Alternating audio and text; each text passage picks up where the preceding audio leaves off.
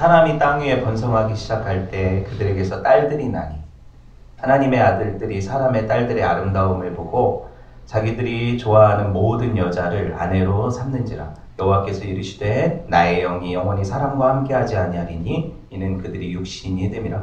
그러나 그들의 날은 120년이 되리라 하시니라. 당시에 땅에는 네피림이 있었고 그 후에도 하나님의 아들들이 사람의 딸들에게로 들어와 자식을 낳았으니 그들은 용사라 고대의 명성이 있는 사람들이었더라. 여호와께서 사람의 죄악이 세상에 가득함과 그의 마음으로 생각하는 모든 계획이 항상 악할 뿐임을 보시고 땅 위에 사람 지으셨음을 한탄하사 마음에 근심하시고 이르시되 내가 창조한 사람을 내가 지면에서 쓸어버리되 사람으로부터 가축과 기는 것과 공중의 새까지 그리하리니 이는 내가 그것들을 지었음을 한탄함이니라 하시니라. 그러나 노아는 여호와께 은혜를 입었더라. 아멘. 네, 오늘 창세기 19번째 시간이에요. 악의 번성과 하나님의 탄식, 악의 번성과 하나님의 탄식이라는 제목으로 라임이 맞죠, 그렇죠? 제목으로 함께 하나님 말씀 나누도록 하겠습니다. 사람들이 땅에서 번성한다라는 것이 오늘 말씀 1절부터 나오잖아요. 땅에서 번성하죠, 사람들이, 그렇죠? 근데 이것이 원래는 하나님의 선하신 의도였다는 사실 아시죠? 창세기에서 하나님이 아담과 하와를 만드시고 그들이 타락하기 전에 하신 말씀이 뭐예요? 생육하고 번성하라 하셨잖아요. 그렇죠? 땅에 충만하도록 번성하라 하셨잖아요. 그러니까 이거는 원래 하나님의 의도예요. 근데 본문은 오늘 사람들이 땅에서 번성하는 것이 하나님의 의도대로가 아니라 뭔가 선한 어떤 하나님의 뜻이 이루어진다라고 생각할 수 없는 뉘앙스를 가지고 있죠. 그렇죠? 그렇게 보이지 않아요? 그렇게 보이지 않아요? 여러분, 실제로 하나님께서는 사람들이 번성하기를 원하셨고 그 하나님의 선하심 가운데서 그들이 온 세상을 다스리고 정복하는 하나님의 형상 닮은 정말 왕 같은 제사장들이 되길 원하셨어요. 그게 하나님의 목적이란 말이죠. 그렇죠? 근데 그들이 하나님의 목적대로 살지 못했죠. 자기가 내가 이렇게 높은 사람이지만 하나님보다는 낮은 것 같아. 하나님처럼 높아지고 싶어. 이게 바로 선악과 사건 아닙니까? 그렇죠? 그들이 그 이후에 하나님처럼 되려 했던 그 악한 마음대로 타락했고, 여러분, 그 일들이 사실 일어나고 난 이후에는 사람의 번성이 마냥 달가운 일만은 아니었다는 거예요. 이건 오늘 말씀을 통해서 함께 규명해 보려고 해요. 홍수 이전의 기록들을 보면 대부분 사람들 나이가 어때요? 창세기 5장의 그 족보를 보면 정말 짧게 살았죠, 사람들이. 한 500년 우습게 살았죠. 그렇죠? 이렇게 많은 사람들이 대부분 상상하기 힘들 정도로 오래 살았다는 게 사실 난제잖아요. 왜냐하면 지금 500살 산 할아버지를 못 보니까. 사람들이 이것 때문에 성경이 뻥이라고 얘기를 하는 거잖아요. 이걸 믿지 않는 거잖아요. 그렇죠? 그런데 생물학적으로 인간이 700~800년은 거뜬히 살 수 있도록 만들어졌다는 사실은 지금 과학자들이 인정하는 사실이에요. 우리가 환경적인 영향으로 지금 많은 외부적인 스트레스들로 사람들이 수명이 현저히 준 게 사실이죠. 그래서 여러분, 이런 것들을 많이 어느 정도 없애면 수명이 늘어나는 걸 보게 되죠. 그래서 예전보다 평균 수명이 많이 늘어났잖아요. 의약품이 개발이 되고 사람들이 여러 가지 웰빙 하는 어떤 식품들을 먹고, 그쵸? 그리고 홍합 안 먹고 이러니까 사람들이 많이 건강해지고 이렇게 되는 거 아니에요. 그런데 이 어떤 외부적인 요소들 때문에 환경적인 요인들 때문에 사람의 수명이 주는데도 한계가 있어요. 그런데 급격하게 줄었다는 것은 뭔가 특별한 사건이 있었다는 거죠. 급격한 변화가 있었다는 거죠. 쉽게 말하면 우리가 그 과학 시간에 빙하기가 와서 공룡들이 멸절됐다 막 이런 거 배우잖아요. 그게 뭐 진짜인지 가짜인지 배우잖아요. 그럼 이런 모든 것들 가운데 분명한 사실은 외부적인 엄청난 변화, 환경의 변화가 있었고 그래서 이런 것들이 스트레스가 되었다는 거잖아요. 여러분, 재밌게도 에녹이 승천하기 전까지 자연사한 사람이 몇 명일까 여러분 맞춰보세요. 지난 시간에 우리 에녹 승천 배웠잖아요. 그렇죠? 에녹이 승천할 때 그 위에 조상들이 있었을 거 아닙니까? 에녹 위에 조상들. 그렇죠? 무드셀라라든가 그 위에 라멕이라든가 쭉 있잖아요. 이런 사람들이 자연사한 사람이 누구일까? 한 명이에요. 누구냐면 아담이에요. 이건 연대 계산을 해보면 돼요. 그 나이들이 쫙 나오잖아요. 그러니까 이걸 계산해보면 그 에녹이 승천할 당시에는 아담 하나 죽었어요. 그럼 자연사 말고 타살로 죽은 사람 하나 있죠. 누구예요? 아벨. 다 공부했잖아요. 그렇죠? 아벨과 그 누구야? 아담 이외에는 죽은 사람이 없어요. 그때 에녹이 승천하니까 에녹 할아버지도 있고 증조 할아버지도 있고 쭉 있는데 저 어린 것이 벌써 머리 꼭대기 피도 안 마른 게 승천을 해버렸어요. 그렇죠? 이런 느낌 아닐까 생각을 해봐요. 이해돼요? 에녹이 먼저 하나님 앞에 불려갔잖아요. 에녹의 승천을 제가 뭐라고 했습니까? 성도들의 구원을 예표하는 거라고 했죠. 왜? 죽음을 보지 않고 이 땅에서 하늘로 옮기는 거잖아요. 맞죠? 우리가 예수 그리스도를 영접하는 순간에 땅에 살지만 우리는 이미 하늘에 하나님의 우편에 앉았다 성경이 얘기하잖아요. 이런 의미를 보여주는 장면이 바로 에녹의 승천이라고 했어요. 이거 중요한 부분이에요. 왜냐하면 복음이라는 것을 설명을 할 때 에녹의 시대의 복음은 하나님이 그를 죽음을 보지 않고 데려간 것이 복음이기 때문에 그래요. 저와 여러분들도 영원히 죽을 인생들인데 하나님이 우리를 구원하셔서 데려가시는 것을 구원이라고 하죠. 그렇죠? 이걸 이해를 하시고 우리가 이제 이 말씀을 좀 더 깊이 들여다보려고 해요. 지난 시간에 에녹 시대의 유다서의 기록을 살펴봤어요. 같이. 유다서 16절을 한번 볼게요. 어차피 유다서는 한 장이니까 16절을 한번 볼게요. 에녹 시대 사람들이 어떤 사람들이었는가? 그 시대상을 보자는 거예요. 지금 읽어봅시다. 시작. 이 사람들은 원망하는 자며 불만을 토하는 자며 그 정욕대로 행하는 자라. 그 입으로 자랑하는 말을 하며 이익을 위해 아첨하느니라. 에녹 시대의 사람들이 이렇게 살았대요. 이 시대 사람들과 별반 다를 게 없죠. 그렇죠? 별반 다를 게 없이 악해요. 당시 사람들은 경건하지 않았고 당시 사람들은 자기 이익이 된다면 물불 가리지 않고 그렇죠? 살았던 사람들이고 그리고 늘 하나님을 향해서 원망하고 불평하던 사람들이었다는 거예요. 왜 내가 이 땅에 태어나서 이 고생이냐? 나를 만든 사람이 누구냐? 늘 불평하고 원망하던 그런 사람들이었다는 거죠. 이 시대에 어떤 일이 벌어졌습니까? 오늘 본문 1절에 사람들이 번성했대요. 땅에서. 그죠? 사람들이요 번성하면 하나님의 축복이라고 무조건 생각할 이유가 없는 거죠. 악한 사람들이 많아지면 그만큼 이 땅이 악해지는 거죠. 이렇게 볼 수가 있어요. 제가 이런 생각을 해봐요. 시대가 악할 때 딸을 낳아 기르는 것이 무조건 축복이라고 생각하는 사람이 없어요. 안 그래요? 얼마나 불안해요. 여기 딸 가진 부모들 안 불안해요? 불안하죠. 둘이나 가졌으니 얼마나 불안해. 불안할 거 아닙니까? 그렇죠? 네, 사람이 땅 위에서 번성할 때 오늘 말씀해 보니까 그들에게서 누가 났다? 딸들이 났다. 딸들이 났다. 네, 뭔가 뉘앙스가 왜 아들도 낳았을 텐데 딸들을 얘기를 할까요? 악한 시대에 딸들 참 그래요. 제가 좀 옛날 얘기지만 우리 딸이 하나 있잖아요. 얘가 유치원에 갔을 때 오정교라는 놈이 있었어요. 놈이라고 하면 놈은 남자죠. 네, 오정교라는 학생이 있었는데, 네, 근데 이 딸이 와가지고 그때 되게 어릴 때 아닙니까? 6살, 7살 때 아닙니까? 이 오정교가 좋다는 거예요. 둘이 사귀겠다는 거예요. 아빠의 마음이 어때요?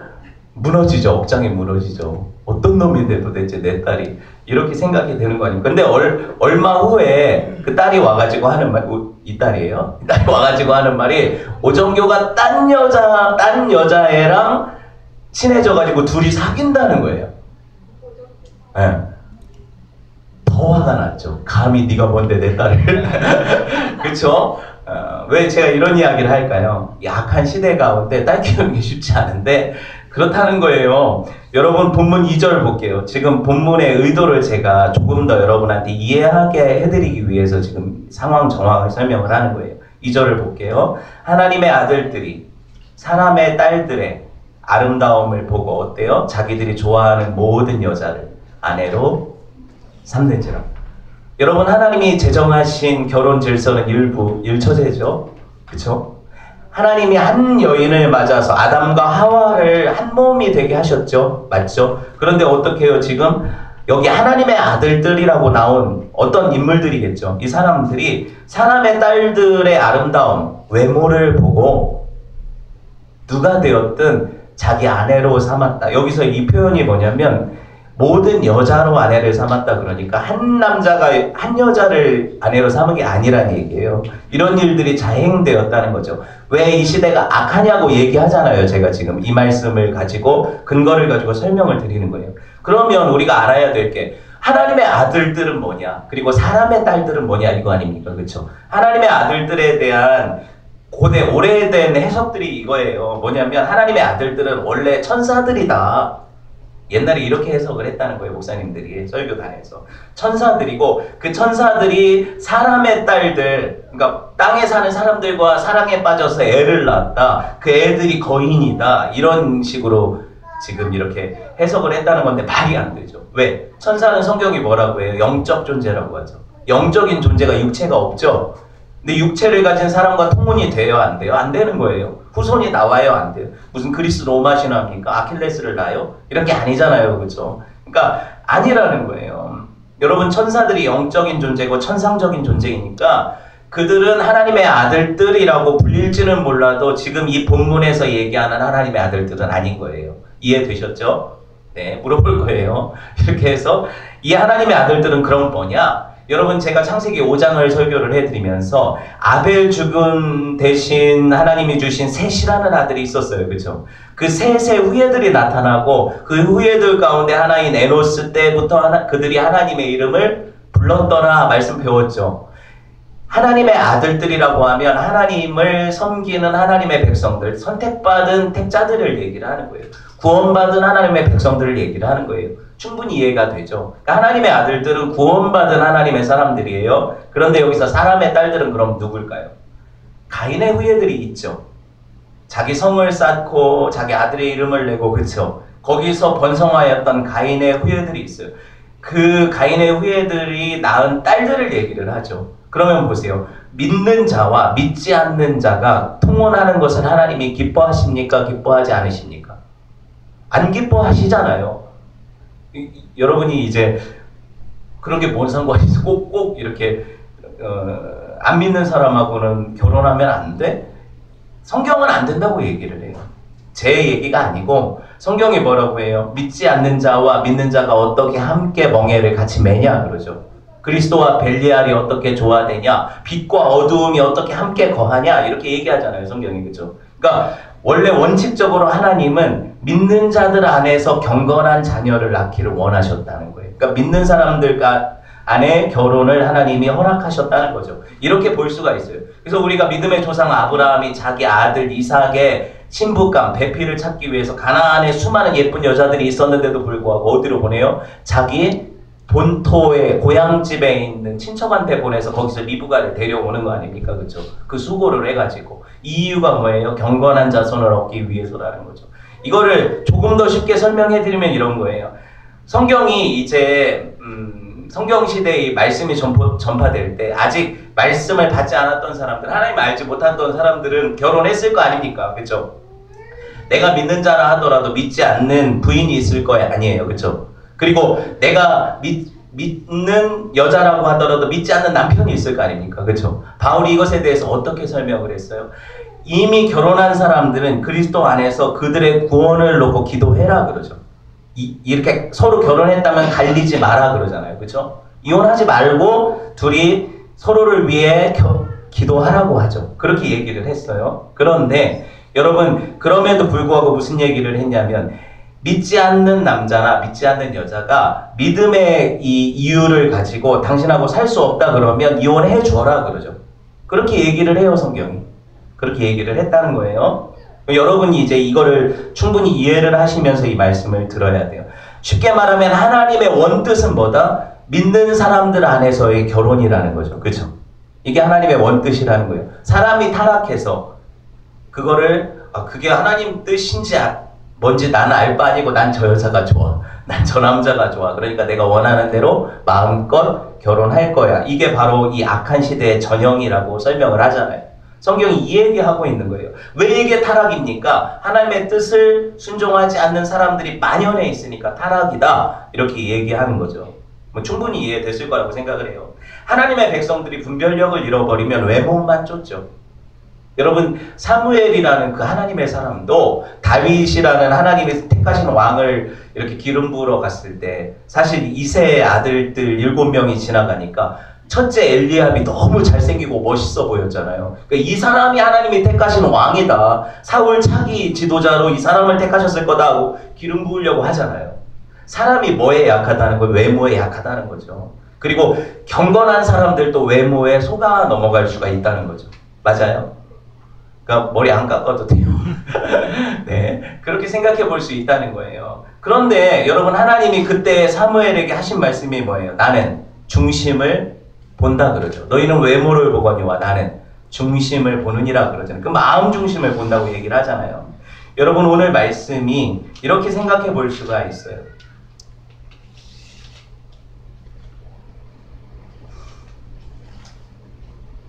이 시대가 이 말씀과 같은 비슷한 시대 아닙니까?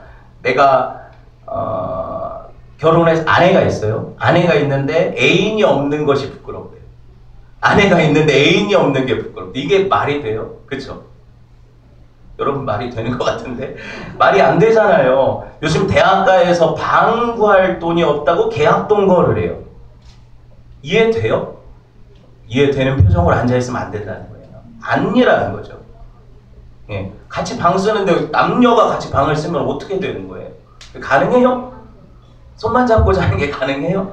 아니라고 얘기하잖아요. 그렇죠? 성경이 그런 걸 반대하고 있다는 거예요. 동성애에 대해서 성경이 뭐라고 얘기합니까? 성경의 입장이 어떤 거예요? 동성애는 죄라고 얘기하잖아요. 성경이. 근데 이 시대는 동성애는 소수 인권의 인정선상에서 보자 그러죠. 교회도 그런 게 들어오잖아요. 그렇죠? 여러분 하나님이 죄라 하신 것을 내 휴머니즘적인 생각으로 이건 아니야. 죄가 아닌 것 같아. 그들의 사랑도 인정해줘야 돼. 그게 더 쿨한 거 아니야. 이렇게 생각하는 건 뭐예요? 내가 죄에 물들어 있고 이 시대가 악이 번성했다는 거죠. 이렇게 볼 수가 있다는 거예요. 여러분 보세요. 우리가 요새 종교인 과세 때문에 떠들썩하죠. 목회자들 뭐 세금 문제 때문에. 세금 내면 되는 거잖아요. 그렇죠? 지금 반대하는 일부 대형교회 목사님들 반대 이유가 뭐예요? 자기들 기득권 뺏길까봐 그런 거 아닙니까? 그렇죠? 근데 그것 때문에 온 교회가 쓰잘데기 없는 것 때문에 이 심력을 소비해서는 안 되잖아요. 얼른 빨리 지금까지 누렸던 특권 반납을 해야죠. 왜냐하면 기독교는 특권의 종교가 아니거든요. 세상에서 가지고 있는 것들을 먼저 내어주는 종교거든요. 근데 우리 거라고 꽁꽁 싸매고 있으면 세상이 우리를 향해서 어떻게 해요? 니네는 그거 가지고 이 땅에서 잘 먹고 잘 살아라. 하나님 이용해서 돈이나 벌어먹고 살아라 이런 거 아닙니까? 그럼 교회가 욕먹는 게 이런 이유잖아요. 근데 여러분 참 교묘한 게 사탄이 얼마나 똑똑하냐면요. 사탄이 이걸 주장하는 사람들이 극렬하게 동성애 반대를 주장하는 사람들이거든요. 또 이해돼요? 지금 제가 하는 말이 약간 사회적 약자라든가 아니면 소수 인권이라든가 이런 걸 주장하는 사람들은 약간 자유주의적인 성향을 가진 약간 리버럴한 크리스찬들이거든요. 이해돼요? 제 말이? 좀 쉽게 설명을 해드리면 동성애 반대라든가 성경적인 것들 근거로 주장하는 사람들 중에 이 세금 반대하는 사람들이 같이 묶여 있어요. 이 카테고리가 이렇게 묶여 있으니까 같이 욕먹는 거예요. 이해가 돼요? 그래서 어려운 거죠, 이게. 근데 분명한 건 뭐예요? 하나님 말씀에 반대하라 하신 것은 반대하면 되고 전혀 상관없이 내 기득권과 이익을 주장하는 것이라면 그건 빼야죠. 그렇죠? 이걸 같이 묶어가지고 1+1으로 가니까 지금 욕먹는 거 아니에요. 그렇죠? 여러분 충분히 이해를 하시고 들으셔야 돼요.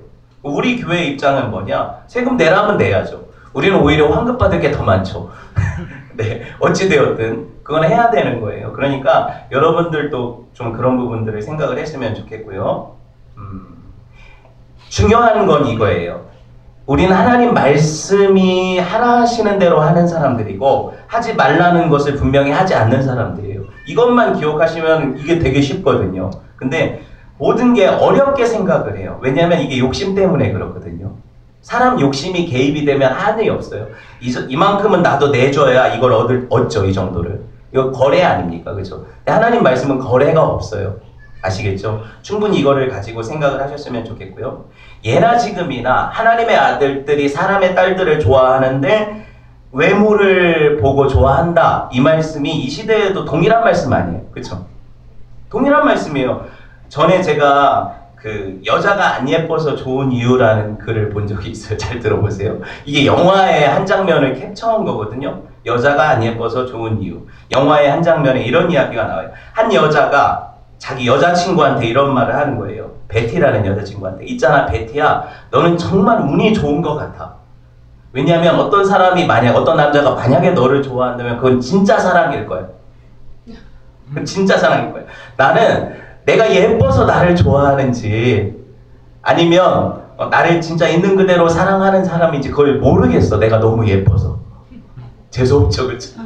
이게 영화의 한 장면이었거든요. 제가 무슨 얘기를 하려고 하냐면 이게 남자의 습성이라는 거죠. 타락한 남자의 습성이 뭐냐면 그 안에 외모적인 것들만 바라보고, 그렇죠? 그리고 그런 것들을 쫓아서 추구해가고 이 안목의 정욕 때문에 결혼을 하고 폐가 망신하고 막 그런다. 여러분 한번 생각을 해봅시다. 제가 형제들만 몰아세우면 안 되죠. 자매들은 안 그래요? 자매들도 식스팩을 좋아하고 원빈을 좋아하지 저를 좋아하겠어요? 어? 생각을 해보세요. 고수가 제 후배, 1년 후배거든요. 고등학교. 고수가 좋아요? 제가 좋아요? 네, 걔가 고수예요 진짜. 사람들이 외모에 빠져 사는 거예요. 그쵸? 외모에 빠져 사는 거예요. 뭐 좀 배 나오고 머리 좀 벗겨지면 루저인 거예요? 키가 180 안 넘어가면 다 루저인 거예요? 여기 다 루저예요? 아니잖아요. 그쵸? 이런 모든 것들이 여러분 보세요. 세상의 기준이죠.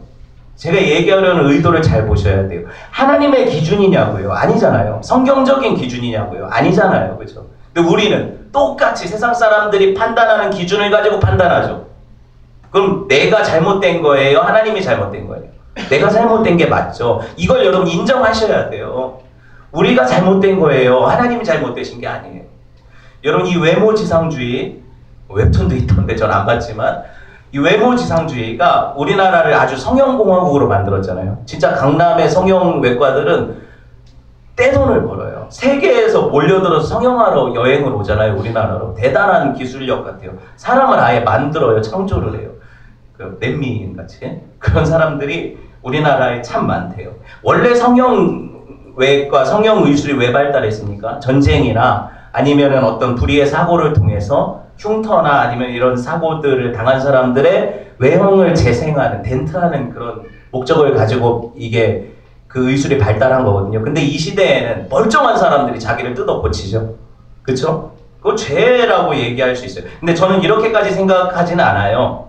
뭐냐면 내가 제가 이제 청소년들을 많이 이렇게 대하고 가르쳐 보니까 느끼는 게 자기 외모에 대한 불만이 많아요, 사실. 그쵸? 부모님을 원망하고 세상을 원망하고 그런 친구들이 많이 있더라고요. 그때 그 친구들한테 제가 너 성형하는 게 죄야 라고 얘기하진 않았어요. 어떻게 얘기를 했냐면 너가 만약에 그런 것들을 감내하고 네 모습 그대로를 사랑하지 못하는 채로 상처받고 살 거면 차라리 성형하는 게 훨씬 낫다.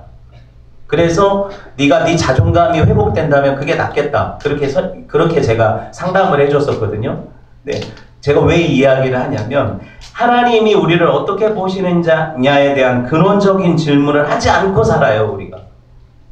맞죠? 그게 얼마나 위험한 거예요. 성도의 자존감이 외모에서 나옵니까? 성도의 자존감은 내면에서 나오는 거 아니에요? 얼마나 하나님 앞에 거룩한가, 얼마나 하나님 닮았는가, 그쵸? 이게 성도의 자존감인데 여러분 교회 안에서도 그런 어떤 착각에 빠진 사람들이 있다는 거예요. 베드로전서 3장 3절 한번 볼까요? 베드로전서 3장 3절. 좀 빨리 가야 되는데 큰일 났네요. 베드로전서 3장 3절.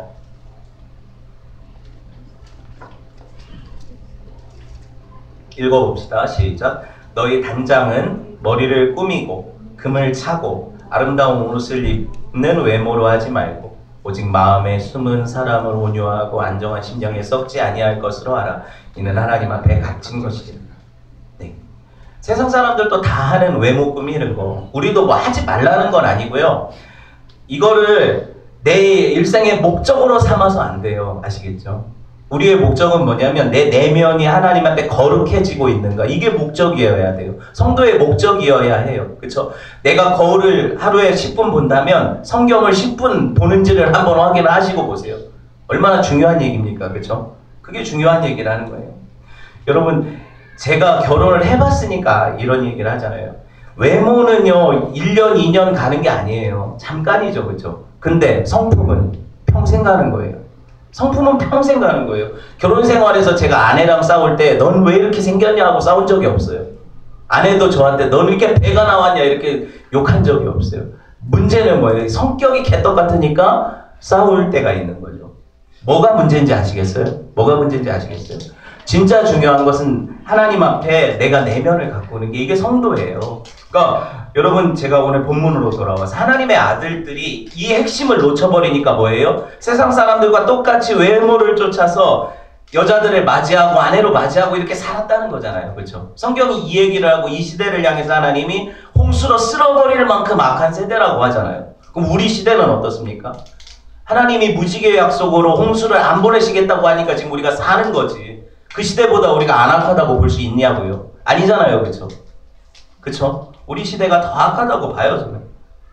여러분 고린도후서 6장 14절에서 16절에 보면 이 성도에 대한 그 아까 제가 설명해 드렸던 이야기가 있죠. 믿는 자는 믿지 않는 자와 통혼해서는 안 되고, 네, 네가 바로 하나님의 성전인데 어떻게 우상의 신전들과 같이 결혼할 수 있냐? 솔로몬이 이렇게 살았잖아요. 그 사람이 하나님께 성전 봉헌한 사람 아니에요, 그렇죠? 그런데 아내를 1000명이나 처첩을 1000명이나 두었어.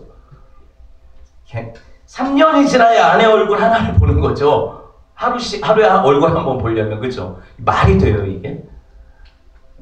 네, 제가 왜를 낼까요? 살다 보면은요 예쁘고 잘생긴 사람들은 세상에 널리고 널렸어요. 식스팩 가진 사람들 널렸어요. 키 큰 사람들 널렸어요, 그렇죠? 돈 많고 매너 좋고 스펙 좋고 있어요, 없어요? 세상에 많죠. 되게 많아요. 그것이 우리의 기준 조건이 되면 어떤 사람을 만나고 결혼하고 이런 기준 조건이 되면 안 돼요. 성경이 그걸 아니라고 얘기를 하잖아요. 여러분 다 가졌는데 단지 하나 신앙이 없어. 그건 다 없는 거예요. 좀 과격하죠? 근데 저는 이게 분명히 얘기를 해드려야 될 것 같아요. 다 가졌어. 모든 조건은 내가 마음에 들어. 내 10가지 기도 제목이 다 맞는데 한 가지가 안 맞아. 그게 뭐냐면 신앙이 없어. 그럼 다 안 맞는 거예요. 그렇게 보시면 돼요. 네. 그렇게 현란한 세상 사람들 보다가 교회 오면 보세요. 얼굴 보세요. 얼마나 찌질해요. 아니에요. 제가 얘기하려는 요는 이게 아니에요. 중요한 건 뭐냐면 우리 내면이 하나님 앞에 드려진 하나님의 사람들을 만나는 게 중요하고요. 왜 제가 찌질하다고 얘기를 하냐면 우리 안에서 뭐 외모를 가지고 자랑하지 않잖아요. 우리 안에서 스펙을 가지고 높낮이를 따지지 않잖아요. 더 부자인 사람이 앞자리에 앉지 않잖아요. 그렇죠? 그러니 세상과 다른 공동체가 맞죠. 그렇게 해야 돼요. 교회가 그렇게 해야 돼요. 여러분 예수 잘 믿는 것 외에는 별로 내가 만나는 그 사람, 내가 염두에 두는 그 사람보다 나을 것이 없어. 그 사람이 제일 나은 사람이라고 볼 수도 있죠. 이게 성경적인 이야기예요. 하나님 말씀을 신뢰하고 그 앞에 울 줄 아는 남자. 남자는 태어나서 3번 울어야 된다. 우리나라에 이런 말들이 있죠. 그쵸? 태어날 때 한 번 울고 부모님 돌아가실 때 한 번 울고 나라가 망했을 때 한 번 운다. 이렇게 얘기하잖아요. 근데 이거 세상 말이고 하나님 앞에 날마다 무릎 꿇고 울 줄 아는 남자랑 결혼해도 찌질이랑 결혼하는 게 아니라는 거예요. 이해되셨죠? 여러분 그게 바로 하나님이 우리를 향하신 뜻이에요. 이거를 여러분이 분명히 저와 여러분이 이해를 하셨으면 좋겠어요. 인정을 하셨으면 좋겠어요. 자, 말씀 좀 더 지나서 3절 봅시다. 여호와께서 이르시되 나의 영이 영원히 사람과 함께하지 아니하리니 이는 그들이 육신이 됨이라. 그러나 그들의 날은 120년이 되리라. 하나님의 영이 창조시에 부어져서 사람에게 생기를 주었던 그 영이 더 이상 함께하지 않으면 그 사람이 죽은 것 아닙니까? 그렇죠? 그 생명력이 떠나가면 사람이 살 수 있어요? 없어요? 없는 거예요. 그 날을 하나님이 유예로 주시는 기간이 바로 오늘 120년이라고 하죠. 120년은 짧아요? 길어요? 한 세대, 지금 이 말씀 듣는 모든 사람들이 구원받고 남을 시간 아니에요? 맞죠? 하나님이 그러니까 120년 후에 모든 인간들을 멸절하신다고 해서 기회를 주신 거예요? 안 주신 거예요? 주신 거잖아요. 성경을 이렇게 보셔야 돼요. 하나님이 그 세대 가운데 충분히 복음을 받아들이고 그 악한 세대가 구원을 얻을 유예 기간 주셨다고요. 120년이나, 그렇죠? 그렇지만 그 시대 사람들이 돌아오지 않아서 앞으로 우리가 보게 될 노아 홍수가 일어나게 되는 거죠. 그러니까 하나님은 나쁜 분이 아니라는 얘기예요. 중요한 건 뭐냐면 120년이라는 시간을 옛날에 이렇게 해석을 했죠. 사람들 나이가 홍수 이후에는 120살까지만 산다. 근데 아니에요. 왜 아니냐면 지금 보니까 147세 최장수 기록 뭐 이런 게 나오더라고요. 그럼 하나님 말씀 거짓말이잖아요. 120년이 되리라 한 말씀이 나이에 국한된 거라면 거짓말이 되잖아요. 그렇죠? 아니에요. 이걸 어떻게 정확하게 해석할 수 있냐면 앞으로 노아가 600세 되던 해에 뭐가 일어나요? 이 땅에 홍수가 일어나게 되죠. 홍수가 일어나게 되죠. 그렇죠? 무드셀레가 죽던 969살에 이걸 연대로 계산하고 환산하면 120년 후가 돼요. 이 말씀이 선포되고 120년 후가 돼요. 그러니까 120년 후에 땅에 하나님을 믿지 않는 모든 백성들은 멸망하게 되고 죽게 될 것이다. 이 말씀이죠. 이렇게 쉽게 해석을 해볼 수가 있고요. 4절 보세요. 큰일 났네요. 5분만 더 할게요. 여러분 조금 집중력을 발휘하시고 제가 좀 앞에 길게 했던 것 같아요. 4절 보면 당시 땅에 뭐가 있대요? 네피림들이 있었다. 네피림이라는 단어를 아세요? 거인들이라는 거예요. 거인들. 왜 거인이냐면 이 네피림이라는 히브리어가 나중에 헬라어 기간테스가 돼요. 기간테스. 기간테스가 영어의 자이언트가 돼요. 같은 단어란 얘기죠. 동의어예요. 그래서 네피림이 바로 자이언트예요. 거인들. 근데 우리가 신화들이나 고대의 역사들을 보면 거인들의 이야기가 종종 등장하죠. 지금 이 시대 가운데 별로 못 봐. 최홍만 같은 사람들을 많이 못 보니까 이게 근데 실제로 3m가 넘는 사람들이 있었다고 하잖아요. 그렇죠? 우리가 딱 보면 얼마나 놀라겠어요. 그런 사람들을 보면. 이런 고대의 용사들, 대단한 명성 있는 사람들, 헤라클레스 같은 사람들, 이런 사람들이 유명했지만 그 사람들은 하나님의 선택받은 백성이 아니었다는 얘기하는 거예요. 그래서 여러분 가인의 후예 가운데 이런 대단한 어떻게 보면은 하나님의 딸들이 낳은 자식들, 그렇죠? 하나님의 아들들과 사람의 딸들이 결혼해서 낳은 자식들, 이런 자식들이 대단히 유명한 사람들이었지만 그 사람들은 하나님이 기억하시지 않는 사람들이었다. 이 얘기를 본문이 하는 거고요. 그 자녀들이 누구 보고 크겠어요? 부모님 보고 크겠죠. 부모님 보고 클 거 아닙니까? 부모님이 보니까 신앙 팔아먹고 믿지 않는 사람하고 통화하는 아버지 아니에요. 그죠? 그리고 이 자기 엄마는 우상을 섬기는 엄마 아니에요. 그죠? 그 자식이 어떻게 되겠어요? 신앙 잃어버리는 거죠, 당연히. 있다 하더라도. 이렇게 되면서 어떻게 돼요? 세상 풍조에 휩쓸려 살다가 이 땅이 전부인 것처럼 살다가 이 땅과 함께 멸망당하는 거예요. 저와 여러분에게 하나님 주시는 그 메시지가 뭐예요? 이 땅이 전부 아니라는 거죠. 여기 목매달고 집착하지 말고 이 땅에서 세상 사람들 위에 밟아서는 거인 되려고 아등바등하지 말라는 거예요. 그 사람들은 다 홍수와 함께 하나님께 멸망당했다고 얘기하는 거예요. 이 본문이 이걸 보여주죠. 5절, 6절 볼게요. 사람의 죄악이 세상에 가득함과 그의 마음으로 생각하는 모든 계획이 항상 악할 뿐임을 보시고 사람은 예나 지금이나 악하죠. 타락한 사람들이 안에 나오는 게 모든 악함이니까. 하나님이 그래서 6절에 어떻게 하셨대요? 땅 위에 사람 지으셨음을 한탄하셨다. 하나님이 모르고 지으셨을까? 이런 차원으로 질문하면 아니죠. 다 아시는 거예요. 하나님이 전지하시니까. 그렇죠? 그렇다면 이 표현들이 뭘까? 사람들이 자기 자신이 악하다는 것을 깨닫게 하시는 하나님의 선포예요. 너네들이 왜 멸망당하느냐? 사람들은 죽어도 다 할 말이 있잖아요. 무덤 가면 핑계 없는 무덤 없다고 하잖아요. 다 사람들이 억울해. 내가 왜 홍수에 빠져 죽어야 됩니까? 이렇게 얘기하는 사람들에게 하나님이 할 말 없게 하시는 거예요. 너네가 원래부터 이렇게 악하지 않냐? 그래서 내가 기간을 주지 않았냐? 근데 돌이키지 않지 않았냐? 그러니 너희들은 멸망당해도 할 말이 없다 이 얘기죠. 성경이 이거를 확실하게 얘기를 해주시는 거예요. 그러나 마지막 부분이에요. 그러나 8절 같이 읽어봅시다. 한 목소리로 시작. 그러나 노아는 여호와께 은혜를 입었더라. 노아가 뭐 대단해서 은혜 입은 게 아니에요. 그 사람이 엄청 거룩해서 은혜 입은 게 아니에요. 은혜는 뭐예요? 자격 없는 자에게 거저 주시는 하나님의 선물. 바로 저와 여러분 같은 사람들을 향한 하나님의 호의예요. 그분이 우리를 그 흑암 가운데에서 건져주시지 않았다면 나도 멸망을 가겠죠. 나도 그 심판받아서 홍수 속에 물에 잠겨 죽었겠죠. 이렇게 볼 수 있어요. 그러니까 선택받은 하나님의 백성들은 오직 하나님의 은혜를 찬양할 수밖에 없죠. 여러분 말씀을 맺으려고 해요. 세상은 어떻게든 자기들이 원하는 대로 가요. 자기 소견에 오른 대로. 하나님 말씀 다 무시하고 살아요. 그래서 이 죄악이 관영할 때 하나님의 사람들의 단식은 뭐예요? 하나님 이렇게 세상이 악해졌는데 이 악한 세상을 언제 심판하러 오십니까? 누굴 기다리는 거예요? 다시 오실 예수님을 기다리는 거죠. 이게 성도 아니에요. 나 이 땅이 좋으니까 하나님 나 결혼하고 오세요. 나 애 좀 키우고 한 70 됐을 때 그때 오세요. 이건 성도가 아니라는 거죠. 여러분 그래서 성도에게 고난을 하나님이 주시는 거예요. 고난이 없으면 여기가 편하거든요. 좋거든요.